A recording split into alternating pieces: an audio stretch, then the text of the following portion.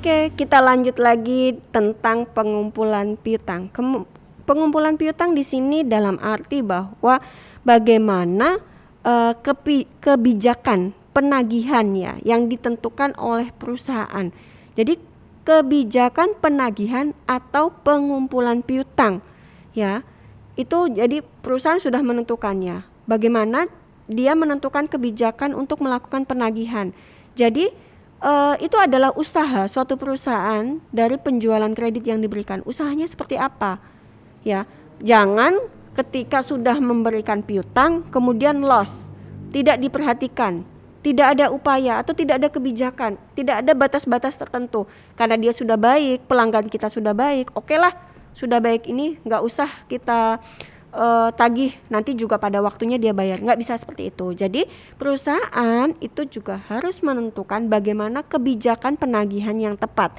Nah, dalam rangka mencapai kebijakan penagihan yang tepat, yang dilakukan oleh perusahaan adalah yang pertama ya, di sini perusahaan harus mampu mengatur atau memantau secara teratur jangka waktunya.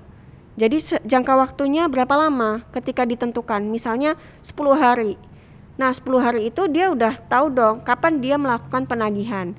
Kemudian dia sudah menyampaikan kepada pelanggan yang melakukan piutang bahwa schedule umurnya berapa lama. Misalnya 1 bulan, dia udah ada kesepakatannya bahwa oh iya 1 bulan dia harus lunas atau dikasih jangka waktu yang sesuai dengan kesepakatan antara perusahaan dan pelanggan. Itu penting. Kenapa? Karena kalau sudah saling percaya kadang ya wes jiko ense ambil dulu. Silahkan Anda mengambil dulu, tetapi Anda tidak membuat schedule-schedule penting yang harus dilakukan. Nah gitu. Kenapa ini penting dalam kebijakan penagihan? Jadi ketika kita sudah melakukan kebijakan penagihan, maka anggaran piutang tiap debitur sehingga pembayaran utang itu lancar. Jangan ada istilah bahasa bahwa piutang itu tidak tertagih. Nah, itu adalah efek. Jadi tentukan dulu kebijakan penagihannya. Nanti ya kita lihat ya kebijakan penagihannya seperti apa. Kemudian jangka waktunya, pengumpulan piutangnya itu kapan, schedule pembayarannya itu kapan. Nah, itu kenapa? Karena penting kita sebagai seorang keuangan itu apa? Kita menganggarkan anggaran piutang. Jadi tiap debitur itu berapa sehingga pembayaran piutang juga akan lancar. Nah, nanti di sini kita akan melihat pengumpulan piutang. Jadi di sini anggaran piutang. Tadi kan saya bilang nanti akan terjadi penting dalam membuat anggaran piutang. Nah, di situ akan kita tentukan anggaran piutangnya seperti apa. Ada tanpa diskon dan dengan diskon, ya. Jadi teman-teman harus tahu anggaran piutang tanpa diskon dan dengan diskon. Nah, kita lihat satu-satu.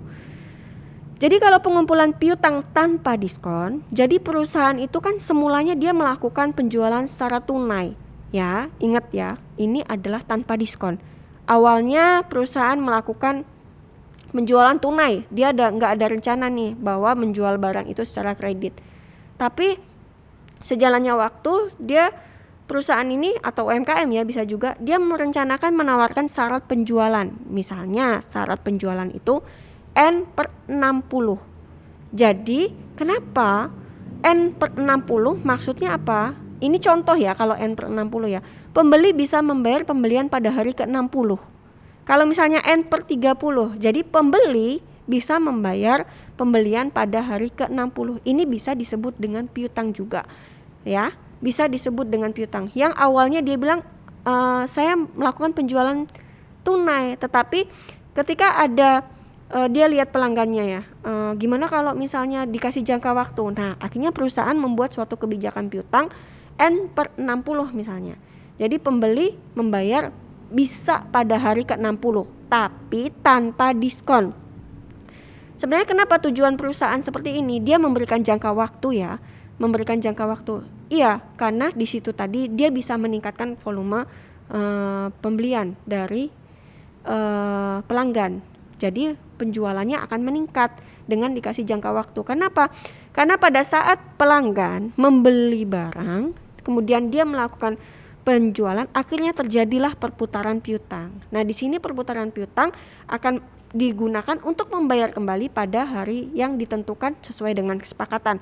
Entah dia N60 atau N30, seperti itu. Itu tergantung pada kebijakan perusahaan yang akan menentukan dia syarat penjualannya harus dibayar pada kapan.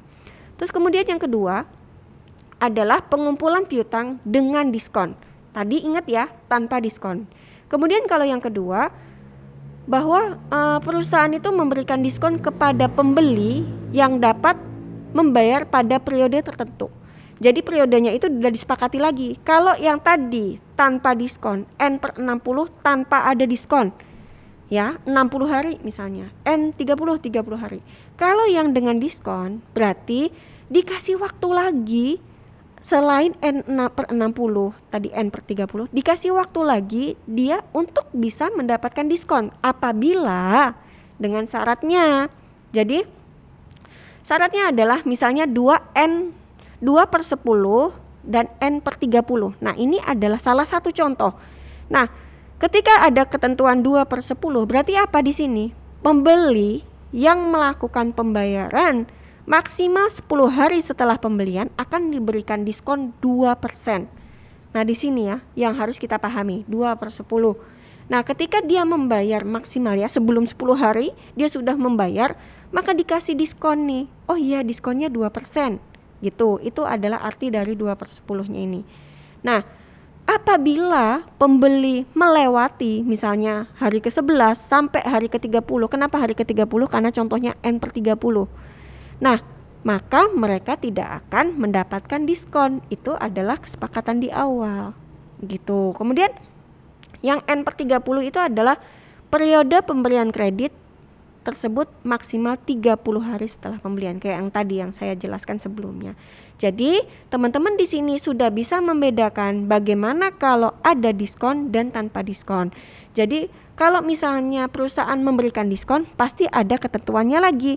2/10 pembeli bisa mendapat diskon 2%. Ini tidak mengikat ya, ini contoh.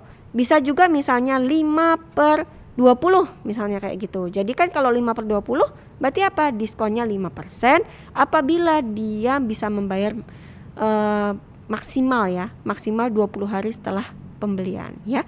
Mudah-mudahan di sini paham tentang anggaran piutang tanpa diskon dan dengan diskon. Oke, sekian dari saya penjelasan, semoga bisa dipahami ya. Waalaikumsalam warahmatullahi wabarakatuh.